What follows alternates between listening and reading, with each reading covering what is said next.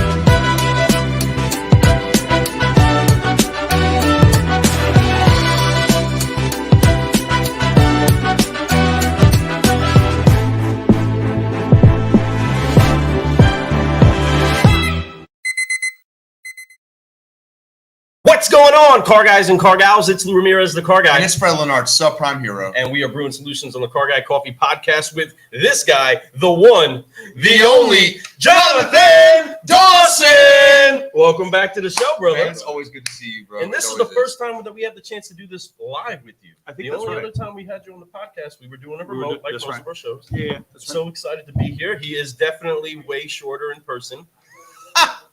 Yes. Look at how big this guy is.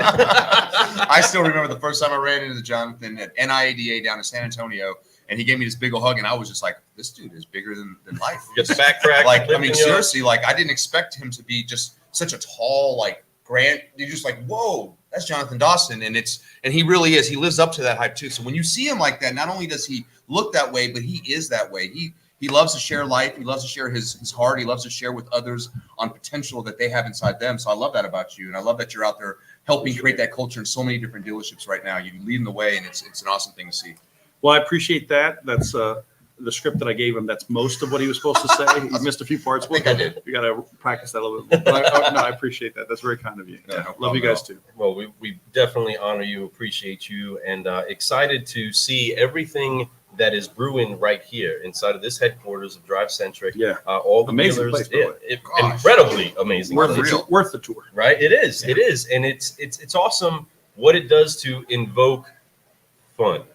Just this one little thing that we sometimes forget to do. It's make sure that we're having fun. And then if we're not having fun, then we're probably not having our customers have fun. That's right. And you are an incredibly known trainer inside of this industry that does fuse together the psychology of putting the deal, right, with psychology. Yeah. This is Jonathan Dawson, folks, and he knows a thing or two about a thing or two. But how important is it that the atmosphere is actually a fun atmosphere for that to be the tone setter? You know, it's interesting that you say that. So I kind of semi-developed a word, infotrainment.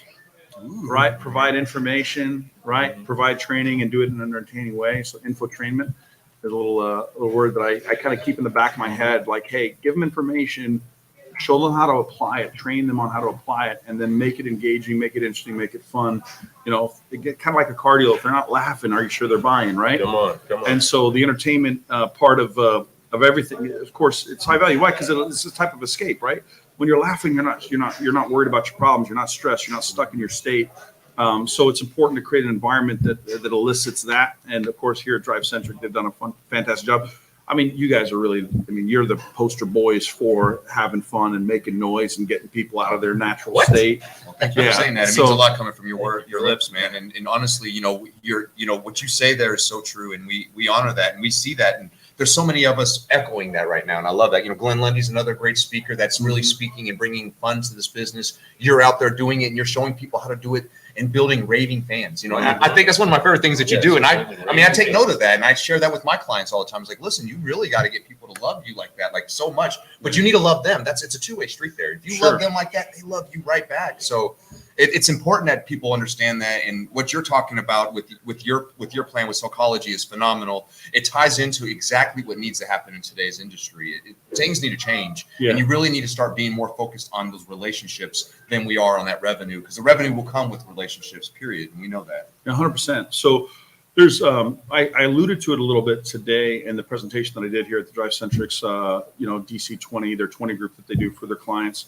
And one of the parts that I had woven into my message was the idea of, how do you activate the part of the brain of the client where you create that raving fan advocate, right? What do you do? And there's actually several unique, distinctive components, but one of the components is entertainment. And one way to think about it, again, if you're trying to understand this from a practical daily life, it's like, how often have you been entertained? You're in a place where you're having a great time, and all of a sudden there's a part of your brain that shuts down. I call it turning down the price, filter. It's like your brain, the more fun you're having, the more you turn down your price sensitivity meter, right? You just kind of start, and eventually you hit what I call the YOLO switch, where you just go, I don't even care, right?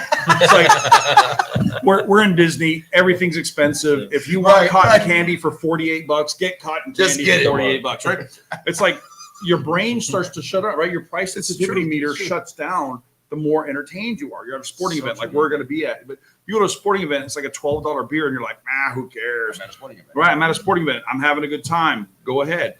Well, you think about it, like in your own personal life, like if you start to recognize when do I flip my own YOLO switch? When do I stop being so price sensitive? Because a lot of salespeople is like, the market's shifted, and what do we do? And now it's not driven by supply only and scarcity only. Now it's back to like there's inventory, and how do I hold gross? And can I share with you a secret? Can I tell you some psychology here, some psychology? The reality is the subconscious mind doesn't care what the market is. The subconscious mind cares about what it cares about. So the same customer that right now, quote, beating you up on price is the same one that has a vacation plan to go to Disney and to spend, $18,000 on cotton candy. Because when I'm being entertained, I don't care. So let me give you a couple of places where this gets activated. And you can all relate to this. When you're having what feels like an exclusive experience, you don't care what the price is, right? It's like when you go to a restaurant, it's like if you go to a restaurant and it's just any restaurant, you kind of expect it should be about X dollars. But there's some restaurants you walk into and you're like, we had to have reservations for 3 weeks in advance to be able to get in this place. And you walk in and you go, oh yeah, this is going to be expensive. Right. Right. The fact that it took you 3 weeks to get in the door is this is going to be expensive. Like your brain tells you, like the exclusivity of it gives you permission to overpay. Well, you start stacking that. Well, what if I could create a VIP level experience for my clients? What if I made it entertaining and I made it exclusive? What if on top of that, I added other components like, I don't know, what if the environment, again, go back to like a really nice restaurant. You walk into certain environments and you just go, it's going to be expensive here. I can tell by the fact that it doesn't look like a cheap place.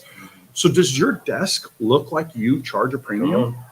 Right? Does your dealership look like it demands a premium? Like if you want people to pay a premium willingly, knowingly, transparently, choose to pay you a premium, you need to activate the part of their brain that wants to give up their money.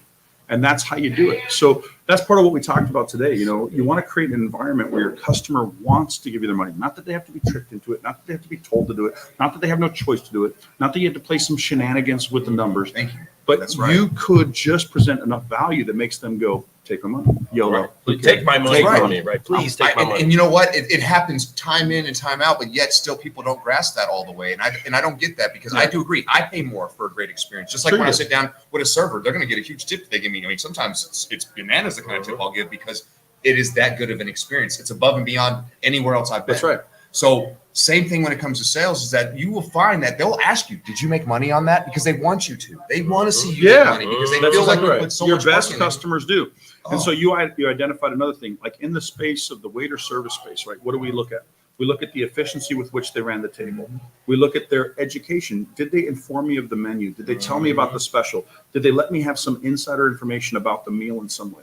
If they do that, and they make the experience, again, to your point, they make the experience interesting and engaging.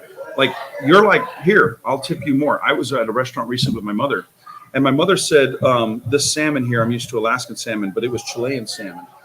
And she said, I don't think I'm familiar with Chilean salmon. And the waitress said, well, can I share with you why the chef went with the Chilean salmon choice? You see, because of actually the temperature of the water, the warmer temperature of the water actually changes the fat content of the fish, which actually makes it a more lean fish. It's still very succulent and it's soft to the palate, but it actually has a higher flavor palate because it doesn't have as much fat diluting the taste. And my mom is, and I'm just like, instantly, like what just happened and take my money. Yes. Because like, I want some salmon. I want some salmon right now. All right. And I'm thinking like, I've never, like, how many times have you ever looked at a menu and gone, oh, I don't even know what that is? And they go, yeah, it's just, you know, I mean, so do you guys know what you want to drink? And it's like, Right. But Yeah. so what's another component? Education. Do you educate your customers through the process? Are you educating them how the process works? Because when you educate people, what happens is their brain goes, if I'm getting a good education, I'm learning something of value, take my money. That's why, for example, Harvard as an education is more expensive than Highline Community College, right? Amen. Because what? Exclusivity is put in with education, and another component is expertise. When you're dealing with an expert, you immediately presume it should be more money, right? Like, I was talking to a buddy who was hiring somebody. He was sending his son to a basketball camp, and then he found out that an ex-NBA player offers custom coaching for basketball for kids, a former NBA player who he knows from that area. And I said, so how much was like the camp for the kids? He said the camp was like $100 for the whole month. I said, how much was the coaching from the ex-NBA player? And he said it was $400 an hour. So $100 for a whole month to go to a camp with a bunch of kids. But the exclusivity of the expertise and the education, those three combined, turned it from $100 for a whole month to $400 for 1 hour. Wow. And by the way, he was trying to figure out how many hours he could actually get in a month because he wanted to give his son the best advantage. Take my money. Right. Yep. So when you as a professional elevate your expertise, when you educate a consumer, when you display effort, when you make it easy, when you make it more efficient, when you make it entertaining, when you make it exclusive, when you add these components together, you create the experience that causes people to say, take my money.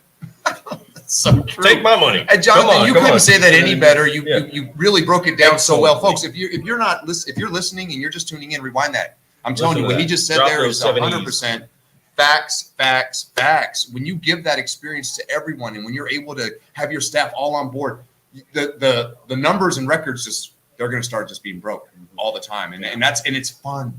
And your customers, more importantly, those same people come back and buy again. Come on. And tell their friends. And tell everyone. They even get tattoos on their arms. Come I'm on. telling You saw the photo evidence. I've seen this. It That's real, happens, that's you know. real.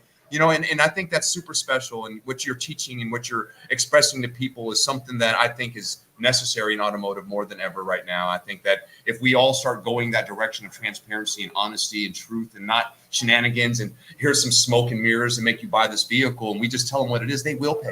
Yeah. And they'll be happy to pay that, but they don't like to be treated, put in a process, put in a corner, not being told what's happening. They have no idea what step they're on. They're like, what's going on in the next 30 minutes? Am I going to be here for 30 minutes waiting for something, or am I going to another step? So when you're able to provide all that, give the education that they need, even in the process, knowing where they're at in their process and purchasing the vehicle, so much better. It's so much easier, and they really will feel like they're at home buying something from a friend instead of being somewhere hoping that things are going to happen and then being restrictive. Easy to say no when they don't know you. I'll tell you that. 100%. Setting a certain measure of expectation is a must inside of any experience that's going to be enjoyable. Just like the waiter, letting us know what's getting ready to happen, what is happening, even down to the fat content and the temperatures. Come on. Yeah. Sometimes it's a little bit information overload, but it's information awesomeness when you're starting to say, man, this is not an experience I can get.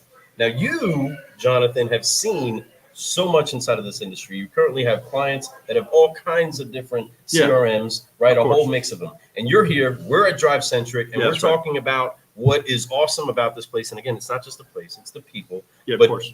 There's the opportunity for dealers out there that want to be able to feel this exclusivity of what a particular technology does for them. What's your recommendation? What's your take on the difference between DriveCentric and any other CRM out there? Yeah, I appreciate that question so much. I am a raving fan advocate of DriveCentric as a team, as being the people behind the technology and of the technology itself. When I recommend DriveCentric dealers, the actual fastest recommendation was I recommended it to them on Tuesday, and by Friday they had signed agreements and switched CRMs. Like in 3 days, switched CRMs. Now, it wasn't solely my recommendation that did that, but it was a contributing factor. The general manager and owner said, you know, John, I know that you know what's going on. I've been in over 3,000 dealerships in 7 countries and 3 continents. I've seen a thing or two. Yeah. And so when I say, look, I'm telling you, DriveCentric specifically is the Facebook of CRMs. The most common compliment I get when I recommend them to a dealer who takes this seriously and looks at it, they say, John, it's one of the first tools I've ever seen, like a CRM. The first one I've ever seen salespeople actually want to use and want to spend time in. Bingo. And that's the answer that you want, isn't it, dealer? Don't you want tools that people want to spend time in? Yes. Now, obviously, the technology behind DriveCentric is very thoughtful. Part of the reason why it was built by dealers first. A lot of technology companies out there, they were built by tech people Right. who wanted to capitalize on the car business. DriveCentric was literally built by an auto group, internally created for the purpose of enhancing their dealerships, and then troubleshooted and processed through their production to say, hey, how do we refine this in such a way that the user experience, the actual end user, the salesperson, enjoys the data and enjoys the information. Management enjoy the data, enjoy the information. So I like solutions that solve problems in a meaningful way. And that's why I'm a fan of DriveCentric, because them and the people behind the scenes do it in a meaningful way. Man, that is strong. I mean, because there's so much intention in everything. Though as much as it seems as though it's just fun and free, it is meticulously aligned. It's put in place, and we absolutely love it. And we're excited about going to the ball game, having some fun tonight, because that is fused inside of the experience over here at DC20. And we are so excited for all the geniuses that are here depositing, the Jonathan Dawsons, all of these other incredibles that are here. And you can be here too, Solutionaries. You can make sure to find your way to DriveCentric. If you haven't heard it loud enough yet, we are beating the drum. Get yourself a demo of DriveCentric. See what it can do to help you out. We are so honored to be able to be here enjoying this experience with incredible people like Jonathan. But before we go, you know what we have to do.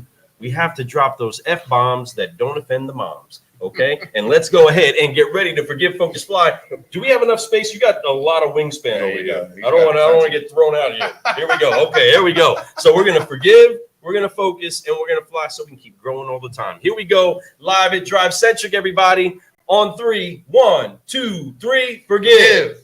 Focus, fly, and keep growing, keep growing. Thank you so much, everybody. I am Lou Ramirez, the Car Guy. And I'm Fred Lenard, subprime hero. And you've been brewing solutions on the Car Guy Coffee Podcast, live in St. Louis at DriveCentric headquarters with the one, the only Jonathan Dawson. That's right. Great show, brother. We appreciate you. so much Thank you for the today, time. brother. Anthony Thanks, Santangelo, we appreciate you. Welcome. Thank you for forgiving, focusing, and flying. Jared Moss, what's happening, brother? So excited that you were here. Sanjay, love you, brother. So glad that you can make it. And all you other solutionaries, stay tuned, because tomorrow there's plenty more that we're going to brew. We'll talk to you later. We're out. Peace.